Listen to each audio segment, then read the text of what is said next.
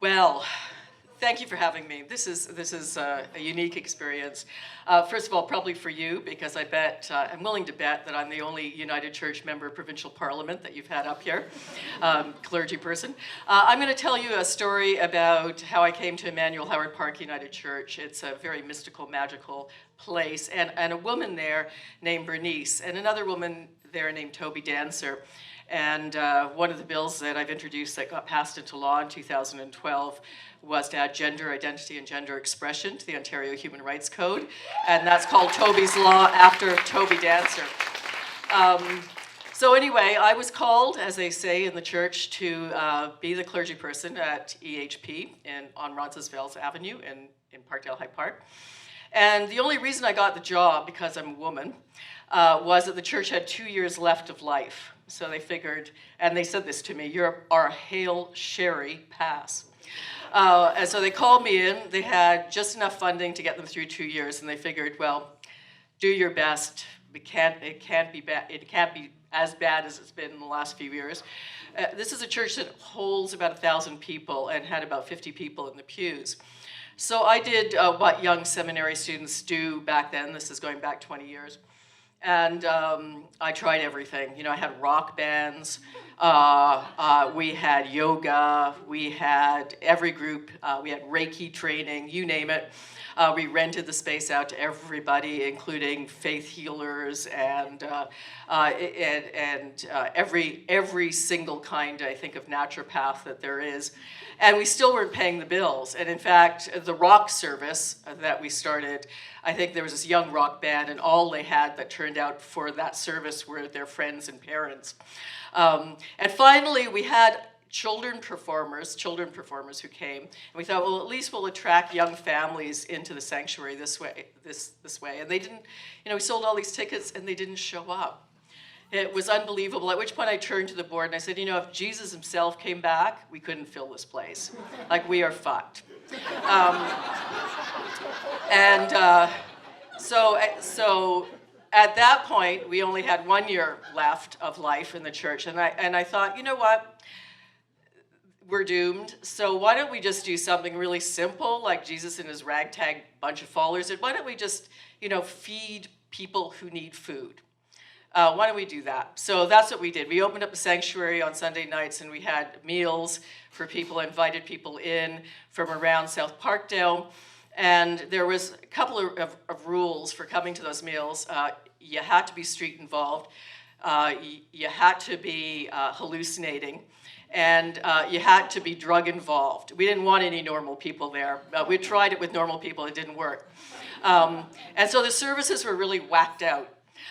Because first of all, nobody's glasses work, so we can have bulletins or anything like that.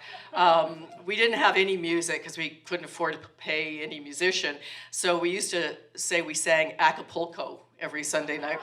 And the only hymn that everybody knew the first verse to was, guess what? Amazing Grace. So we sang that over and over. And people would scream out from the pews, you know, or, you know, they'd have sort of meltdowns. And it was really quite wild, quite a wild place. And then one night I noticed this person sitting off to one side and didn't really partake in the service. And so I went over and talked to him, I thought. I went over and talked to him, and I said, you know, why don't you come, like, join? And he said, you know what you need? He said, this service really sucks. He said, you know, you need music. And I said, well, but we don't have any musicians. He said, well, I play piano. And I said, well, okay. And so he sat down at the piano and just played incredibly. It was beautiful. That's when I met Toby Dancer. So Toby's real male name at that point was Adrian Chernowell. And Adrian Chernowell is a producer of Ian Tyson albums. And in her male life, Toby Dancer was one of the top studio musicians in all of North America. And as she had started to go through transition, she had lost everything, all her jobs, familiar story. And she'd ended up on ODSP and coming for the free food. So we ended up with one of the best musicians in Toronto playing every Sunday night at our Sunday evening service. And Toby started our gospel band, and Toby transitioned while she was with us in the Sunday night service. And when Toby died, we had a stained glass window of Toby Dancer put in the sanctuary, playing the piano. And at Toby's funeral, I said, I bet we're the only church in Christendom that has a trans person in stained glass in their sanctuary.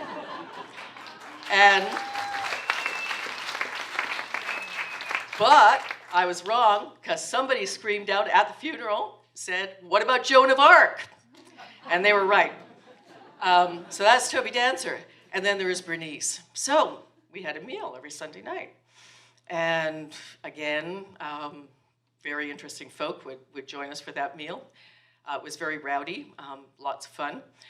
And when, Sunday after Sunday, I noticed this older woman. She was probably in her 70s, lived on the street. In those politically less correct days, we'd call her a bagged lady. And she had all her, has a shopping cart and all her belongings in it, would like roll around the street. And because Bernice, and by the way, not only has Bernice given me permission to tell this story, Bernice insists that I tell her story. And when I see Bernice on the streets of Parkdale, she asks me how often I've told her story since I've last seen her. So anyway, Bernice was there sitting over on one side of the room in which we used to feed people. And the problem was, of course, that Bernice lived rough. She lived on the streets. And so she didn't smell that good. And I thought she kind of self-separated. And I felt badly for her. And I also, other people were sort of shunning her too and sitting away from her. And so I said, Bernice, come on, why don't you join us? There's a whole table full of people over there. You don't have to sit by yourself over here. Come over and join us. And that's when Bernice turned to me and she said, you see those men at the table over there? I said, yeah. She said, if I go over there, I am going to drive them wild with lust. And I was really quite struck by this woman's confidence. Anyway, she joined those men, and here's the kicker. One of those guys, who was 24 years younger than her, as it turned out they had a thing. And in the sanctuary, in the evening service, I performed the marriage of Bernice and her young love a year later, and boy, what a wedding it was. It was one of the most significant weddings I've ever performed. The other was also at Emmanuel Howard Park, that magical, mystical place, and that was of two women named Paula and Blanca, and that was in 2001, before the law changed, and that became the first legalized same-sex marriage in North America. So that also happened there. But Bernice's wedding was amazing. Grateful Dead ain't seen nothing like that. It was incredible.